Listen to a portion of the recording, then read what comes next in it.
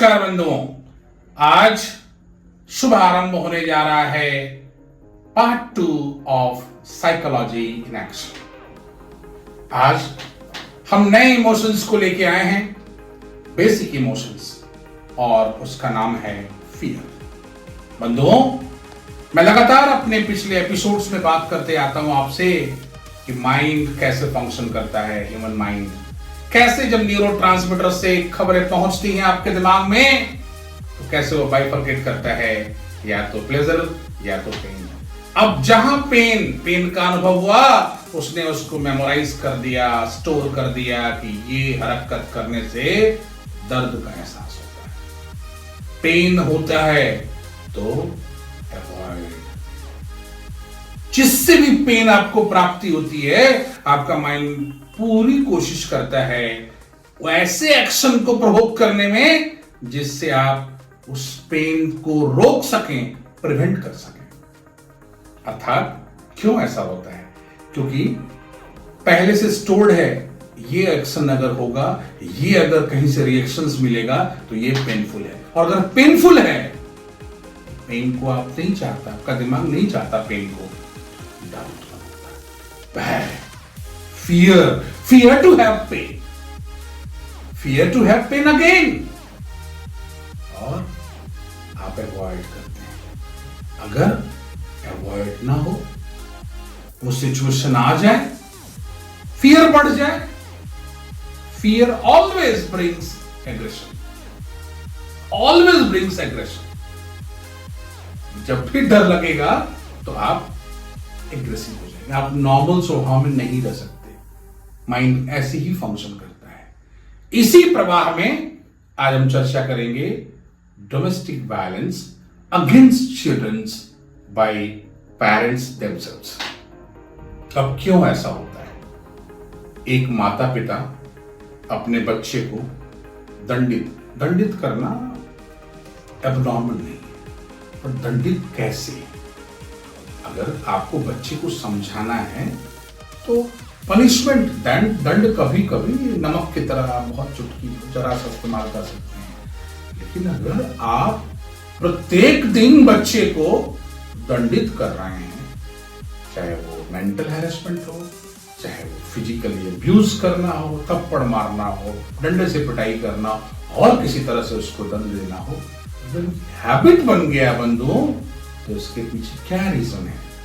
क्यों माता पिता अपने बच्चे को प्रत्येक दिन प्रताड़ित करते हैं घर पे? और हमारे हिंदुस्तान में ऐसा कोई कानून है नहीं। आप अगर विकसित देशों को ले लीजिए, कनाडा को लीजिए, आप बच्चे को मार नहीं सकते फिजिकली।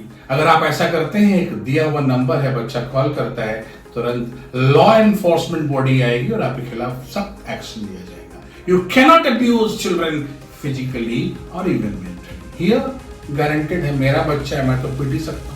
अब दिक्कत की बात यह है कि आप पीटते क्यों बच्चे को? मां या पिता क्यों पीट रहे हैं अपने बच्चे को? क्या रीजन है इसके? और कैसे मैं जोड़ रहा हूं उसको फियर के साथ में? अब आप देखिए ध्यान से, पिता हैं, उन्होंने कोई बात बच्चे को मना करी, डोंट डू इट। बच्चा अबोध है, उसको आनंद की प्राप्ति हो रही है, उसका दिमाग उसको प्लेजरेबल लेकर के रिपीटेशन कर रहा है। बार बार, 3 बार, 4 बार, 10 बार गार्जियन की बात बच्चा नहीं सुन रहा है, तो गार्जियन को एग्रेशन क्यों आता है?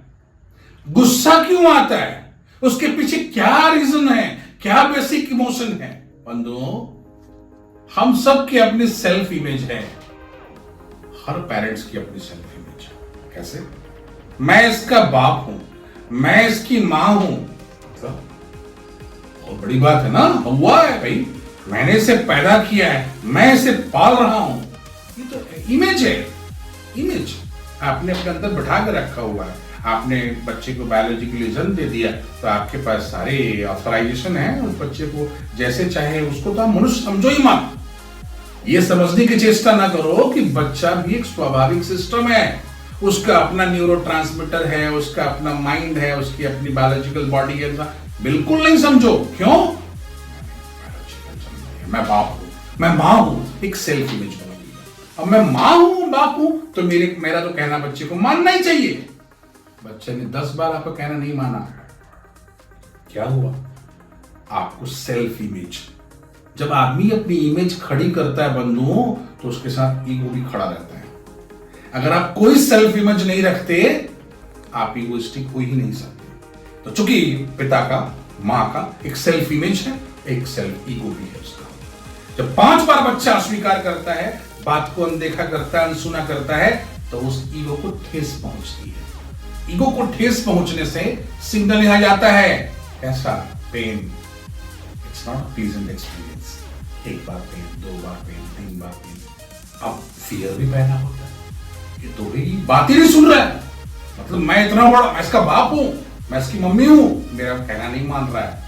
एक बहुत बड़ा डर, ये सेल्फ इमेज को कोलैप्स करने का, जैसे मानो कोई सत्ता है, वो सत्ता कोलैप्स कर जाएगी। बच्चा बार बार विरोध कर रहा है, तो उसके खो जाने का डर, उसके कोलैप्स होने का डर, और यही डर गुस्सा दिलाता है पेरेंट्स को।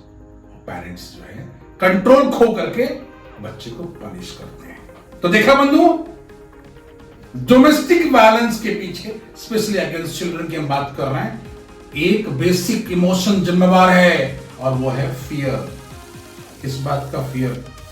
Self image, self ego collapse करने का फियर, उसके खत्म हो जाने का फियर। वो फॉल्स है, लेकिन फॉल्स है ऐसा आपको प्रतीत होना चाहिए, आपको अवेयरनेस होना चाहिए। अवेयरनेस ही नहीं है। अब मैंने सेल्फ इमेज बनाई है, अब मैं उस इमेज को बिल्कुल सीमेंटेड करके जी रहा हूं, और जैसे विरोधाभास होता है बच्चों के द्वारा, 1 बार, 2 बार, 3 बार ट्रिगर करता है दिमाग में, और फिर एग्रेशन, एंगर, रिएक्शंस आते हैं। आप वो गलती करते हैं जो गलती आपको नहीं करना चाहिए। अक्सर माताएं भी ऐसा ही करती हैं। वो आप देखेंगे बहुत सारी माताओं को, उनके अपने बिहेवियर भले वो जिस तरफ भी जा रहे हो, लेकिन उनको अपने हर माता पिता को अपने बच्चों से बिल्कुल प्रॉपर मैच्योर्ड बिहेवियर के एक्सपेक्टेशंस होते हैं बंधुओं।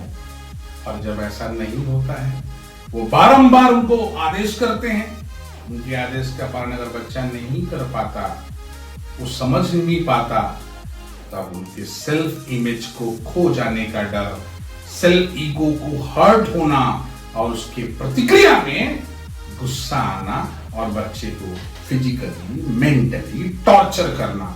बहुत सारे घरों में हिंदुस्तान में, आप रेलेवेंट है ये बात, आप देख के देखिए, 100% कुछ ही ऐसे घर हैं जहां माता पिता बच्चों के प्रति सेंसिटिव हैं। अदरवाइज सारे घरों में बच्चों को गारंटेड लिया जाता है।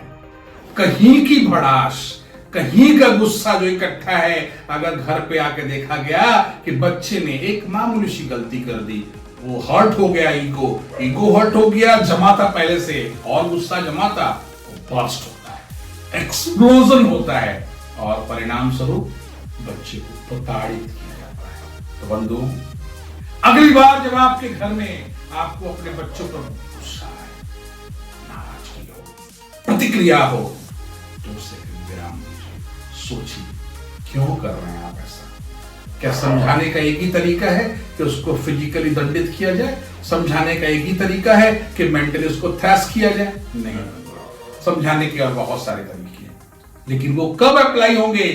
जब आप फियर नामक इमोशंस पे काबू पा लेंगे। जब तक आपका फियर आपके अंदर हावी रहेगा, आप ऐसे ही बिहेवियर को दोहराते रहेंगे। तो बंधुओं, अगर आप में गुस्सा आ रहा है, पॉज लें, सोचें, रेक्टिफाई करें। दूसरे गार्जियंस बच्चों पर अगर ऐसा कर रहे हैं, उन्हें समझाने का प्रयास करें।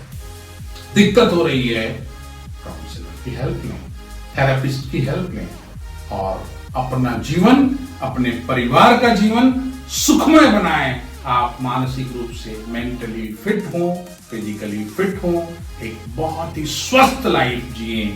इसी कामना के साथ आज का पार्ट 2 का पहला एपिसोड हम यही समाप्त करते हैं। बंधु, नमस्कार, प्रणाम।